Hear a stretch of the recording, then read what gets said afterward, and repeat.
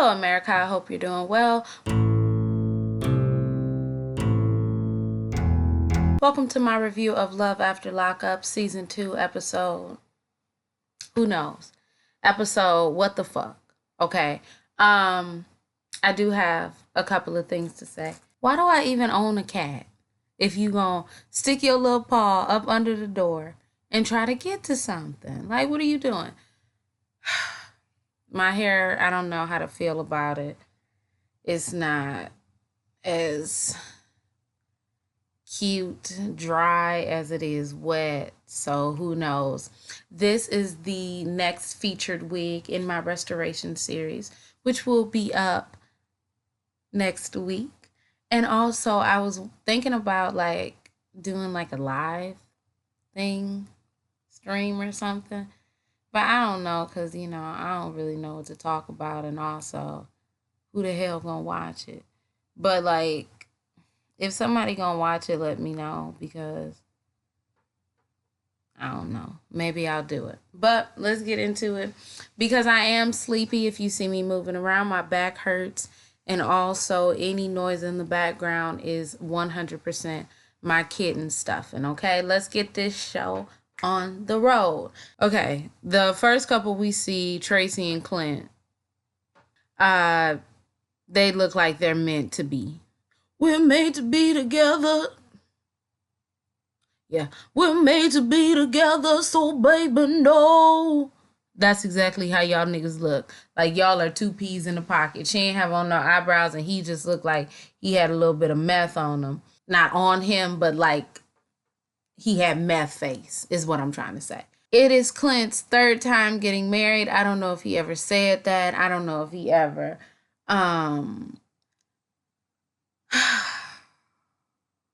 if he ever divulged that information. I'm sorry. I know that I'm supposed to be talking about Love After Lockup, but did anybody see the video that Larissa put up when she had scratches on her face and she was like, Coty did this or some shit, like some real shit, and then she deleted it? It should be on reality TV show Gone Wild channel or something like that. I'll put that down below too because I don't know what's going on, but some real life shit is going on. Okay. Let's go. It's Clint third time getting married, okay? We've met the second wife or the most recent ex-wife. I want to know.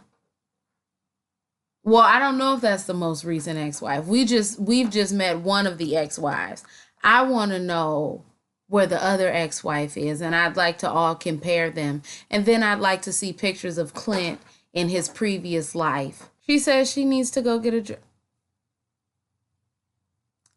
that purple underwear that she had on. Why are people so you know what? I'm not even going to say that. I'm not going to ask why you're comfortable to be in your bra and panties. Okay, do you? I just don't understand why WeTV is showing so much. It's showing too much. She wants to go get her dress. She says, I need the card. He's like, oh, okay. She says, do I have a limit? He says $500. She looks at him like, nigga. He then says, if you see something over that, use it. Take my debit card too. They kiss one last time. Oh, they had amazing sex, the night before. She also didn't understand how a federal prisoner could be, here right now. Also, he doesn't know too much about the charges that landed her in prison, but he's not really worried about them, clearly.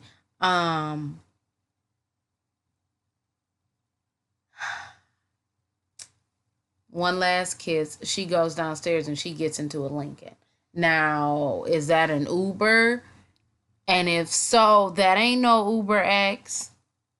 That's a Uber Black. And if that's a Uber Black, minimum is already, I don't even know, because I ain't never even took a Uber Black. I would have to be going to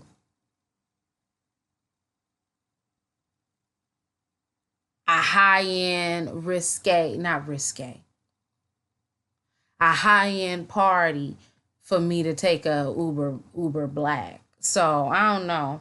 Did she get into a taxi in Houston? They got taxis in Houston. Who knows? Um, Next scene is the next. It's not the next day, dumbass. It's it's a little while later. Clint is looking at his suitcase. He's like, "Oh, I should have hung up the clothes like my mommy told me to." Yes, you should have. Um, they do like a, a little blurry transition, and Clint is there in his suit and he's waiting. Who is he waiting on? He's waiting on his blushing bride, Tracy. Where has Tracy gone? Well, where is Tracy? Tracy is nowhere to be found. He does not even fathom the thought. I don't even know if that was proper English. He does not even fathom the thought that she has cold feet, but you didn't fathom the thought that she a damn thief. Okay? Did that rhyme? I'm just trying to figure out. 2 hours late, his mother had already texted him, asked, "Hey, you're done with the wedding?" He's like, "No, ma'am, I'm waiting on my blushing bride to get here." He tells the camera, the producers, "Well, ladies take a good amount of time to get ready."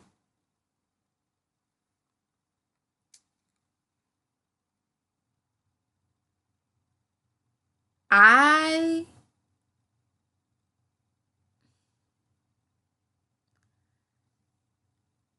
First of all, they took a shot before she left.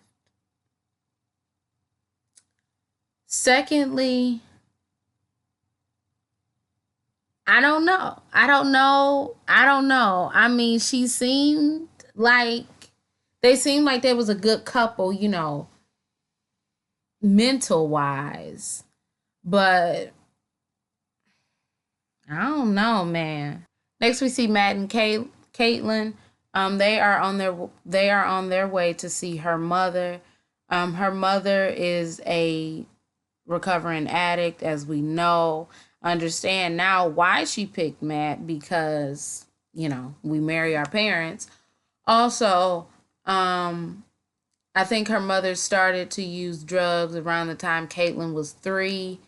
I think it started with cocaine and then went to heroin. She has, she didn't have a childhood. She wants her mother to be there for her and not to basically fuck up or slack off. So they're waiting on her mother. I can't remember the mother's name. They're waiting on her mother. 20 minutes pass. Caitlin is like, "You know what? I'm about to go. I'm not doing this. I ain't doing this shit. As soon as I finish my coffee, we gonna go." Matt is like, "Okay, I support you 100%. Whatever you want to do." So they get up. Well, she's drinking her coffee. They're about to get up. The mother pulls up. The mother opens up her arms and says, "I failed you." And Caitlin walks past her and walks out.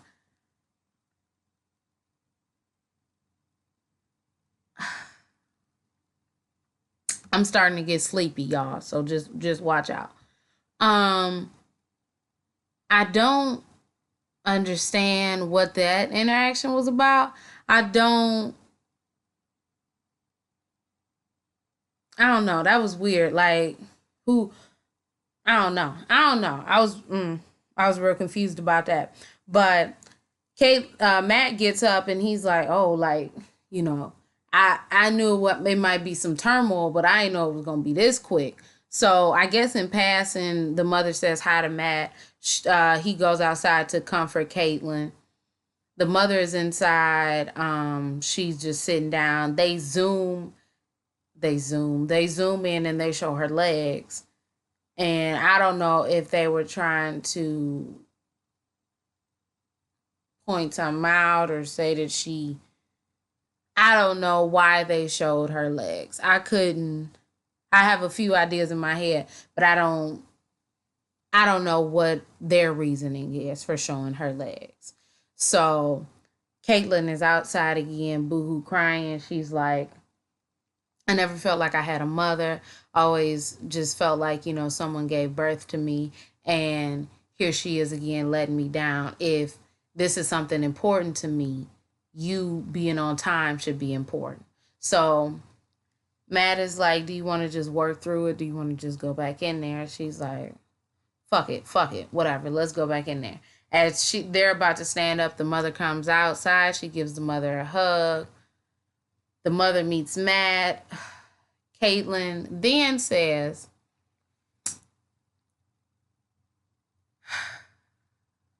she hasn't seen Matt on meth, and she never wants to see Matt on meth.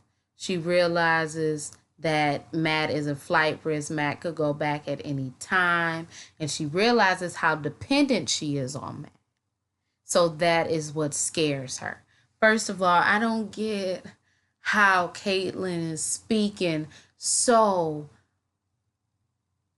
right and doing so wrong. I don't get how you realize that this is a dangerous situation to put yourself in, because you said that you have abandonment issues, and then you put yourself in a situation where a nigga could just possibly not come back. Like, he could just, disappear and just like never come back, and you just like, dang.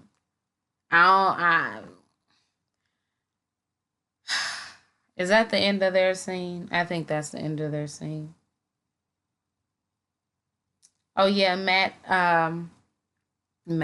The mother says that they look cute together, and also she says to the camera that I always want to be here for Caitlin and let Caitlin know that I'm there and that I support her. Well, I'm there for her. I always have her back. And I love her no matter, how hard it's going to be communicating that to her. Okay. Next, we see Britney. Bro, I don't even know what's going on.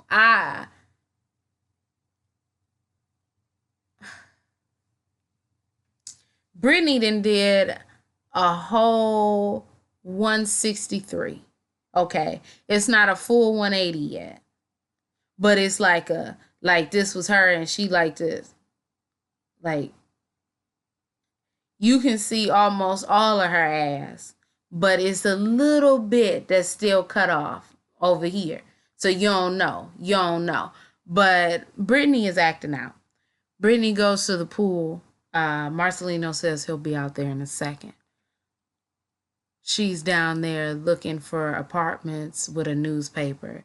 They're staying in a hotel because Marcelino's building doesn't allow felons. So he decided to not renew his lease and to find a place with Britney. That's great, right? That's good. They have a talk about, something that they talked about. I honestly can't remember because I was so blown. But she said that it was very healthy to communicate that way and that she loved him. He said that he loved her. She said that she's very comfortable with him. She's in love with him. Yada, yada, boom, ba, ba, ba. It can hurt you being around other felons, but she needs her people with her, and not all felons are bad people, something along the lines of that. They kiss. Marcelino says, I have to run some errands. We can meet back for dinner tonight. So basically, you stay here, I'll go out, okay? So that's what happens. Marcelino takes his steeplehead ass out. Britney then picks up the phone. Boop, bop, boop, bop, bop. Hey. And who does she call? No, she doesn't call Sasha, her best bunkie. Bunkie? No, no, no. She calls Amanda. Well, who is Amanda? Amanda is the woman who looks like Toni Collette, okay? Amanda is the woman who she was sexing on in the prison. Amanda is her ex-girlfriend, but Amanda's also her friend. She says, Amanda, I want you to come over. Amanda says, okay, I'm coming over, bitch. Amanda shows up. Amanda got on shorts. This her booty and this the shorts, okay? Shorts real small. She knew she was getting some ass tonight, okay? The way that she dressed, okay? Britney, straightening out her hair, looking all cute like that. Boom, boom, that's fine, okay? She says that, she's going to have to tell Amanda that she is with a man. Amanda and her never formally ended their relationship. Did you hear me? I said Amanda and Britney never formally ended their relationship. Well, what happened? Well, I'll tell you what happened. What happened is Amanda got transferred to another prison. Amanda and Britney used to talk on the phone about continuing their relationship. You see how continuing their relationship to another level, lovers and friends. So Amanda is like, oh, Britney says, you look pretty. Wow, you look amazing. Okay, I knew something was out of hand when you started saying she looked pretty. I'm not saying it like that, but I'm saying chill out. Like, you ain't got no need to be telling her she looked pretty. I just knew some fishy shit was going on, okay? So Amanda says, hey, why are you here? She's like, she then, before that, proceeds to say, I'm not gonna I didn't tell Marcelino that Amanda was coming over because, I didn't think that it was anything that I needed to divulge to him, It's not like I'm doing anything wrong, I'm not hiding anything from him. But you're lying. You're lying by omission, okay? You're lying.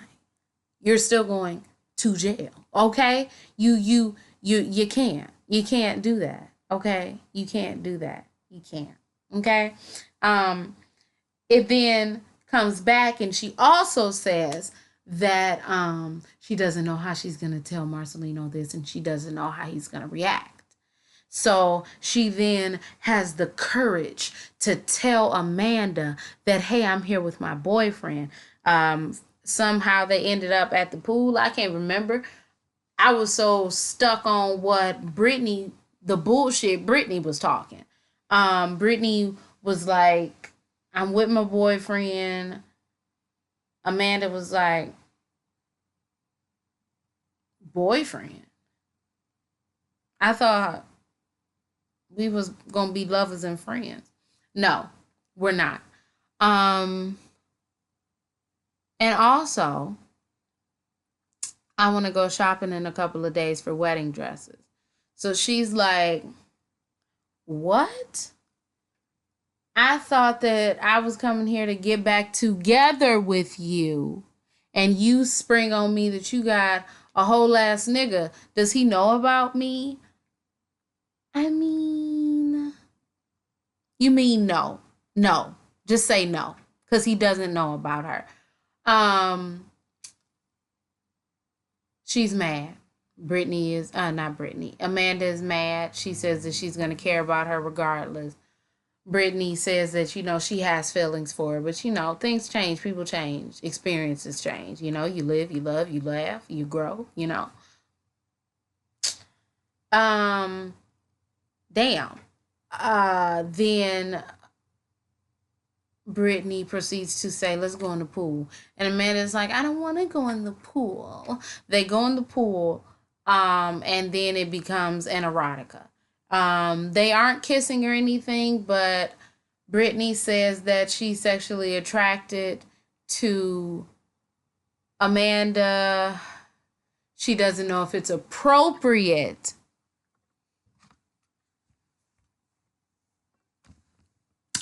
She doesn't know if it's appropriate to ask her nigga if she can have sex with her ex-girlfriend, but she's gonna do it anyway. She doesn't know if it's appropriate to have sex with her ex and to ask her boyfriend if she can.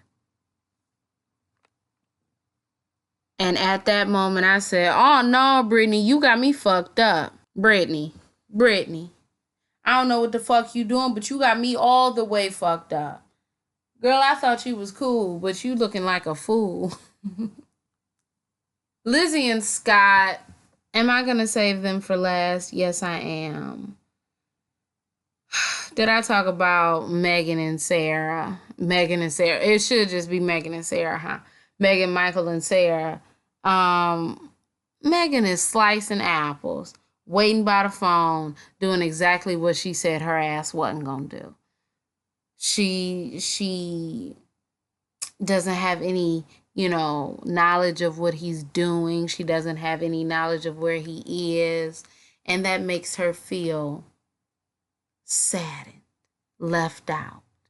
Michael, meanwhile, is sucking on Sarah's lips because she has no lips. There's no lips up here, okay? She says she's not on birth control, so whatever happens, happens. When people say that, that means that they want to have a baby. Because people who don't want to have a baby don't say things like that. I've never in my life said whatever happens, happens. I've always had precautions, okay? After cautions, okay? Like, what the fuck? Y'all?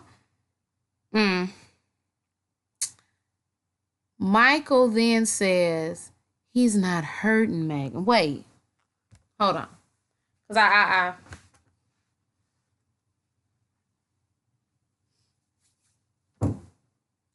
Michael says he's not hurting Megan because it's like he's a spy. Did you hear me? He's a spy. Okay? And a spy has to do undercover activities. And his undercover activity is having sex and marrying the mother of his child. So he can then see his daughter. He doesn't intend to hurt Megan, but his daughter is what is most important. Okay. Let me stop you there, buddy. Hell no. You got me effed up. What type of game did he think he was running? And who the hell he thought he was talking to? He must have thought he was talking to dumbass Megan herself.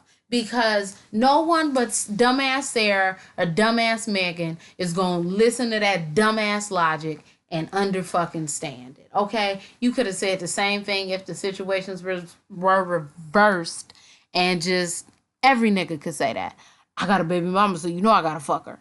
Just so I could be close to my baby mom, my baby. Come on. He then asks her, after he said he was a secret agent spy, he then asked her, is she ovulating? Is that what someone who is just playing a role says? Is that what someone who is James Bond out here, international spy, is that what someone does? See, the camera isn't focusing because, oh, damn. The camera wasn't focusing because I was inconspicuous. That's the thing. Are you inconspicuous, my nigga? Because I'd love to know. But I know you had sex with Sarah. I know you did. So,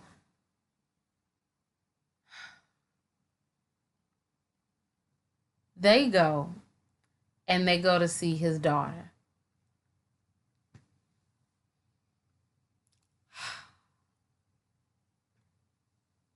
she says, let me, distract her and then you come in, blah, blah, blah. They have this whole plan set up. He hasn't seen his daughter in 8 months. The daughter was born or just born when he left. And, he visits her, but, they visited him because he can't visit nobody. But, you know, but he hasn't seen his daughter in 8 months. So, she don't know him. Sarah gets their daughter. They go outside, they're playing. He then walks up, hey, pretty girl. She's like, no, I don't know you. Get away from me. Can I get a hug? No, I don't know you. Can I get a kiss? Hell no, I don't know you. She told her mother to stand up and her mother did it. I said, oh, well, who running this relationship? You, Sarah, or your damn daughter? Her daughter wasn't having it. Her daughter does not know this man. And this is just human nature. You don't flock to someone you don't know, okay? Most of the time. They go over, they play ball, they have a little bit of a moment. Then he starts to cry because she doesn't know him still. She doesn't want to hug him. Then Sarah is like, Daddy's crying. You want to hug Daddy? You want to hug Daddy? And not forces her, but, gives her a hug. The next scene, Sarah's at work. He already driving the car. Good thing Megan don't live here because he would have been seen her. He takes his daughter to the park. He's spending time with his daughter. He uses somebody's phone, let's just say the producer, and he's like, hey, he calls Megan. Megan picks up the phone immediately. Hey. I'm sorry, they just both so damn dumb. And she's like, when are you gonna come see me? He's like, next week. He says, I have a strategic plan to go see her next week, and let's hope that it all works out. With what money would you be able to go see her? Also, when he's getting off the phone, his daughter is like, is that mommy? Because he's like, kiss, kiss. But she was talking about a car that was passing because the car was the same kind of car that her mother has. Bro, let's just say you dodged a big ass bullet because you really could have been all the way fucked up. All the way fucked up. Okay. Have I talked about, because I got one more person to talk about. I talked about Britney. I talked about Tracy and Mint and all of that. Let's talk about Scott and Lizzie. First of all, this is going to be real quick. They go to the restaurant. They start to talk. Scott is a broke man, because he spent all his money on Lizzie. They talk about why Jasmine doesn't like him. He says, it's because of the money. Maybe it has something to do with the money that I gave you to help. Lizzie then says, you didn't help me. You were fueling a monster inside of me. She says to the camera that I could have almost died. Scott made me almost die with that, that money and that constant heroin. Scott says when he saw her one time, she was so high on heroin that she almost fell out of his arms and she was hugging him real tight. And the hug screamed, don't let me go. So he vowed to always be there. Now he's broke. He hasn't told her that he's broke, but he is broke.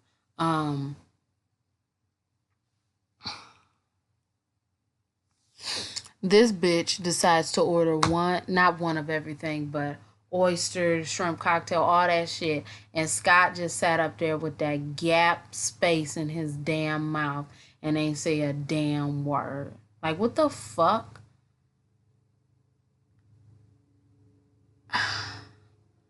I am shocked. I am I am the lack of backbone that Scott has. He asked her if I didn't give you the money, would you have cut me off? She says, yes, I would have cut you off. He's like to the camera, I had to give her money so she wouldn't cut me off. That sounds like a trick to me. Okay. That sounds like some fucked up shit. Oh my gosh. I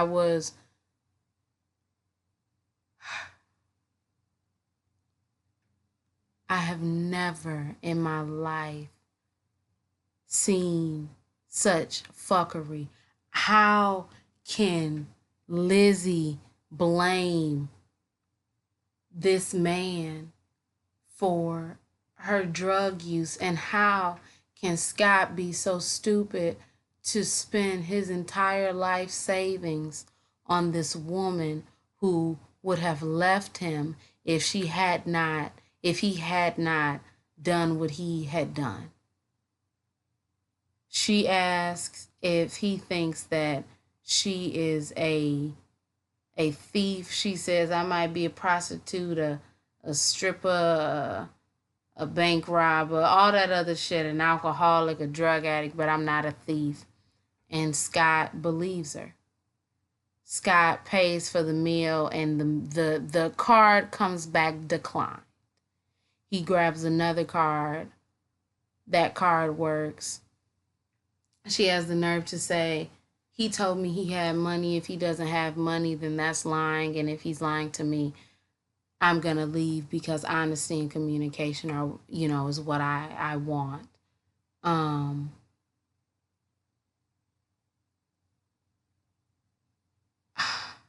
We then see a scene after that. The card goes through and they leave.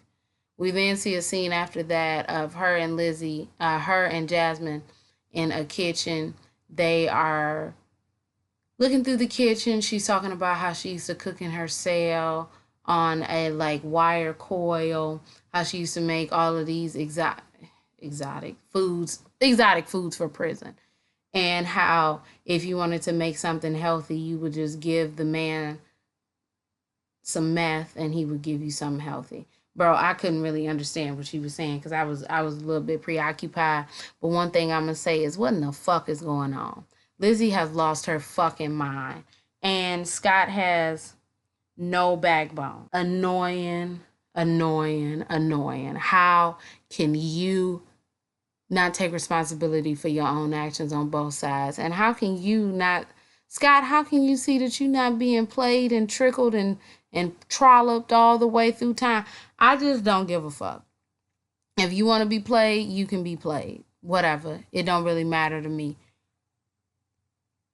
It don't matter to me. I'm just very shocked about how some of these people are acting. I have had my whole night blown because I would really like to do a live stream. I hope you all want me to do a live stream. I might just do one tonight. Who knows? Anyway, if you all like this review, you can like, comment, and subscribe. You can visit my social media sites, my website, all of that stuff.